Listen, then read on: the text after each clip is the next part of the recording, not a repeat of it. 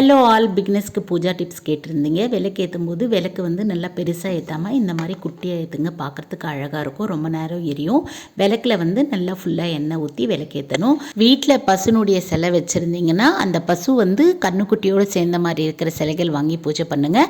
அதுவுமே வந்துட்டு நீங்கள் வீட்டில் டெய்லி பூஜை பண்ணுறது அவ்வளோ விசேஷம். நெக்ஸ்ட்டு பிள்ளையார் இருக்குது, அதுக்கு நீங்கள் டெய்லி பூஜை பண்ணுறீங்கன்னா ஈர துணியை சாத்தாமல் 2 செட்டு துணி வச்சுக்கிட்டு இந்த மாதிரி வந்து ஈரம் இல்லாத துணியாக பார்த்து மாற்றிக்கோங்க.